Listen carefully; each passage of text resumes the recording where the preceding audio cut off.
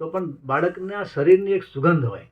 હવે તમે બાળક તેડો ને એટલે એનાથી એની સુગંધથી તમે પણ રાજી થઈ જાઓ. તમને એમ થાય કે ના ભલે થોડી વાર યાર રમીએ.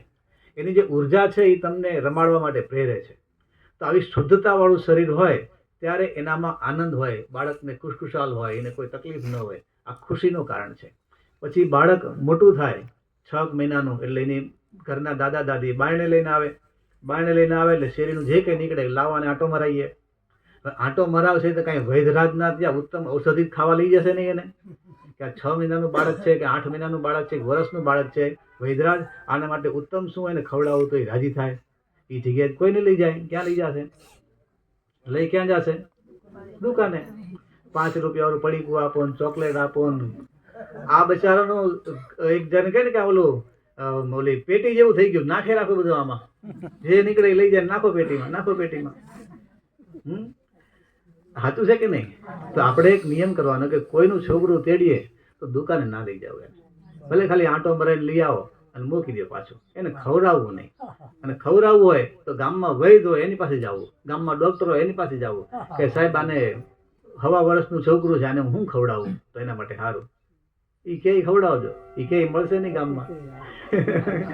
એના માટે એની માતાનું દૂધ જ સર્વોત્તમ હોય છે. તો આપણે બાળક આવું હોય પછી આપણે લોકો જ આ કાર્યક્રમ ચલાવીએ શરીરમાં કચરો નાખવાનો. અને ધીમે ધીમે મોટું થાય ત્યારે એનું શરીર ટોક્સિક થાય. એટલે કે 40 વર્ષની ઉંમર સુધી આપણું શરીર એક બહુ સક્ષમ હોય છે કે જે ઝેર કે વિષદ્રવ્ય આવે ને પચાવી નાખતું હોય છે. તો પણ 40 વર્ષે શરીરની ક્ષમતા ઓછી થઈ જાય. પછી ઓલું આવવાનું ચાલુ રહે ને ત્યારે એનું બીમારી થવાનું કારણ છે. ડુપ્લિકેટ તો એ ટોક્સિન માટે એટલે કે વિષ દ્રવ્ય માટે આપણે એક કેમિકલ અંદર નાખીએ. આ કયું છે કે આપણે જ્યારે વાગે તો આપણે એની પર એક ટિંચર લગાડીએ ને તો એક જાતનું ઝીણું ઝેર છે કે માખી કે ફૂગ ફંગસ એમાં આવે નહીં. તો એક જાતનું ઝેરનો પ્રયોગ આપણે આમાં ખાલી કરીએ છીએ. આ આખો પ્રયોગ ખાલી સમજવા માટે છે. હવે છોકરું મોટું થતું જાય ત્યાં સુધી આપણે એને થોડી માત્રામાં કરીને દીકરો મારો લાડ અકવાયો કરીને મોટો થાય તો કે જા તું તારે બજારમાં તને જે જોઈ ખાઈ લેજે, જા 500ની નોટ. એમ કરતા જયારે મોટો થાય માણસ 40 વર્ષે એટલે શરીરનું અંદરનું લોહી ને રસ રસાયણ આવા લાલ થઈ જાય. કેવા થઈ જાય? લાલ થઈ જાય. અને અંદર જે આપણે એક ચોખા પણ નાખીએ તો એને આપણે એમ માનીએ કે આપણા અંગો છે. શું છે? શરીરના અંગ છે. લીવર, કિડની, ફેફસા બધું છે ને, એ આપણા અંગ છે બધા. અને એ પણ એના આધારે બધા કેવા થઈ જાય?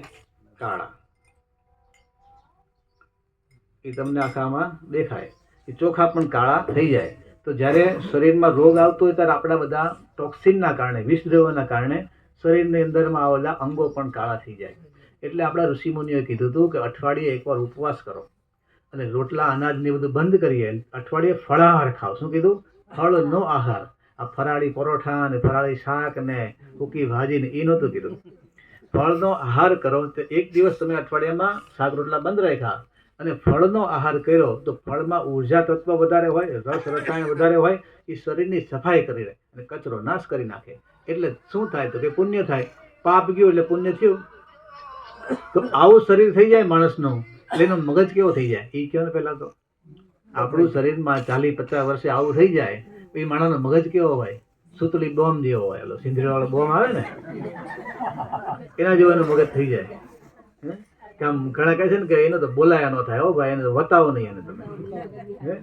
અને ઘરની અંદર બધાને ભેગું રહેવાનું એ સ્વભાવ હોય તો શું થવાનું? ઝઘડા. આપણે ઝઘડાનો ઉપાય ગોતીએ. આખી શેરીના ભેગા થાય, હગા વાલા ભેગા થાય, પણ ઉપાય જડે. કારણ કે અંદર તકલીફ છે. આજ આપણને અંદરથી મજા નહીં હોય શું થાય? યાર રહેવા દે ને જવા દે ને એમ જ કહીએ ને. હગા પોતાનું પોતરા પોતરી હોય એ રમવા આવે ને, પણ આપણા શરીરમાં આવું બીમારી હોય તો આપણે કઈ આમ લઈ જાવ છોકરાને. તો વહુ ને બધાને શું થાય કે આ તો છોકરાને વઢે, ઘરમાં ડખો થાય કે નહીં? તો આ જે આપણો સ્વભાવ શરીર આનંદમાં હોય તો બધાને આરામથી મળીએ. તો આ જે કચરાને ટોક્સિનને કાઢવા માટે શું છે કે આવું ગૌમૂત્રનો અર્ક પીવાનો. ગૌમૂત્ર ઉકાળીને એની વારણનું પાણી થાય. તમે સવારમાં ઉઠીને એક ઢાંકણું આ પીવો અર્ક નાખીને.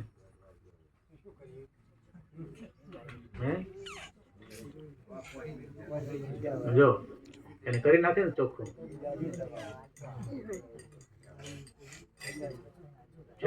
ચોખા પાછા સફેદ થઈ જાય. તો આટલું ગાય આપતી હોય તો આપણે પછી ગાય માતાને જઈ બોલવી પડે કે ન બોલવી પડે? એ છે. તો ગાય આપણું આ રીતે રક્ષણ કરે છે. ગાય આપણને દૂધ દ્વારા પોષણ આપે છે. શું આપે છે? પોષણ. તો બાળકની માતા પણ આપણા ઘરમાં એની માતા એને દૂધ પીવડાવીને પોષણ આપે છે. પછી છોકરો લઈને બહાર જાય અને કંઈક દોડીને આવતું હોય, કોઈ પશુ કૂતરા વળતા હોય, શું કરે? એની માં જઈને પકડી લે ને અંદર આવતું વગાડી દેશે. એટલે શું કર્યું? રક્ષણ કર્યું. શું કર્યું? રક્ષણ. તો ગાય આપણને દૂધ દ્વારા પોષણ આપે છે અને એના આ બધા ઔષધિ દ્વારા રોગો સામે લક્ષણ આપે છે. ઓલું તો માએ તો મોટા કરી દીધા, હવે કોઈ મારી નથી નાખવાનું, રોગ તો અંદરથી મારી નાખે ને. તો અંદરથી રક્ષણ કરવા માટે ગાય એના ગૌમૂત્રથી રક્ષા કરે છે. એના દૂધમાં MDGA, CLA આવા તત્વો હોય છે કે જે કેન્સર સુધીના રોગો સામે લડવાની શક્તિ આપતા હોય છે. તો આપણને પોષણ આપે અને રક્ષણ આપે છે, એટલે એને માતા કહેવાનો કાર્યક્રમ છે. સમજાણું? બોલીએ એકવાર ગૌ માતા કી જય. તો આટલે આ બધો એટલે કાર્યક્રમ કરવો પડે છે કે આ આપણી જ વસ્તુ હતી, આપણો જ દુનિયાને દેખાડતા હતા અને આપણે જો ભૂલ્યા છીએ તો પાછા લાવવા પડશે.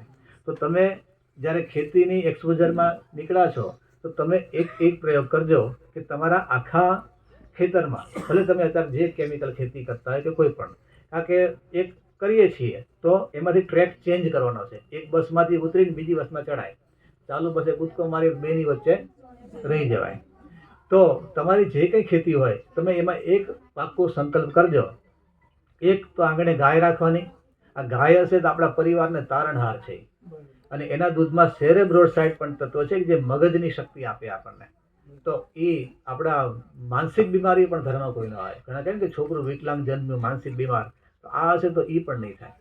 તો એક ગાય હોવી જોઈએ. અને તમારા ખેતરમાંથી, તમે બધા જમીનના માલિક તો છો જ ને, જમીનના માલિક છો, તો તમારા રસોડામાં એક વર્ષ તમે એવો પ્રયત્ન કરો કે આપણે એવા આયોજનથી આપણું ખેતર ચલાવશું કે આવતા વર્ષથી આપણા રસોડામાં જે કંઈ ખાવાનું છે એ આપણા ખેતરમાંથી આવવું પડે. એ ગાય આધારિત છાણિયા ખાતરને એ બધાથી આવવું પડે. તો તમારા ખેતરનું જ્યારે તમે ખાશો તો બીમારીથી મુક્ત થશો. પછી જેવું અન્ન એવું મન. પછી મન બદલાશે એટલે થોડુંક આપણા માટે જે સારું કર્યું લાવો બધા માટે સારું કર્યું.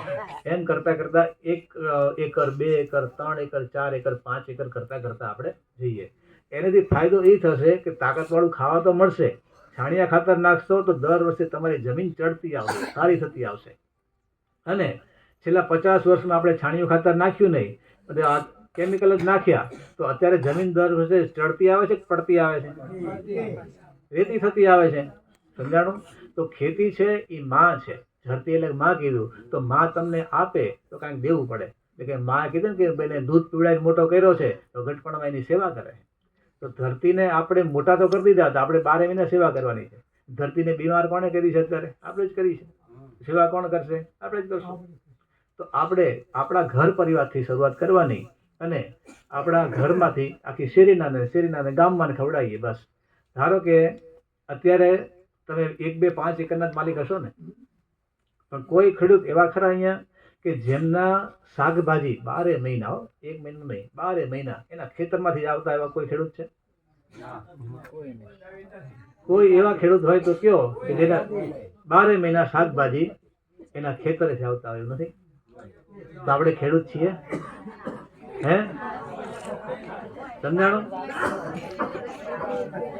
આપણે એમ સમજો કે આપણે અત્યારે તમે જો મુંબઈ જેવા શહેરોમાં આ કેમિકલનું નુકસાન સમજી ગયા. એ લોકો કુંડામાં વાવે છે રીંગણા, ટમેટા અને મરચાં, ધાણા. પોતાને કેમિકલ નથી ખાવું, પોતાના છોકરાને નથી ખવડાવવું. તો એક શહેરમાં રહેનારું, ફ્લેટમાં રહેનારું માણસ જો કુંડામાં પોતાના શાકભાજી ઉગાડીને ખાઈ શકતું હોય તો આપણે 5 એકર, 15 એકરના માલિક શાકભાજી વગરનારી. આપણે ખેડૂત હોય 5-10 એકરના માલિક ને આપણે બજારમાં જઈ અને રીંગણા, ટમેટા, મરચાની થેલી લઈને આવતા હોય તો આપણને શરમ ના આવે?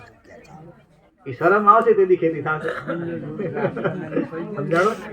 તો આપણે એટલા સંકલ્પ લઈને જાઓ કે કમસે કમ, સાંભળજો, તમે એટલો સંકલ્પ લઈને જાજો કે કમસે કમ ઘરે એક ગાય અને આ રાખશું ધીમે ધીમે કરતા કરતા બળદને આપણ રાખો, પણ અને 1 એકરમાં આપણે એવું ખેતી કરશું જેમાં કોઈ કેમિકલ નહીં નાખીએ અને આપણા ઘરનો 12 મહિનાનો બાજરો, 12 મહિનાના ઘઉં સિઝન પ્રમાણે બધું કરી આપણું રસોડું આપણા ખેતરમાંથી હાલવું કરશું. અને કદાચ આપણે ન પહોંચાય તો ગામમાં 5 એવા બીજા ખેડૂતો હોય જે કેમિકલ વગર કરતા હોય, એને ત્યાંથી લઈ લઈએ, આપણું એને દઈને એનું આપણે લઈએ, તો બધા ભેગા થઈને પણ સુખી થવાનો માર્ગ છે. તો આ એક તમે સંકલ્પ લઈને જાઓ, એ બધાને પ્રાર્થના છે. બધાને રામ રામ.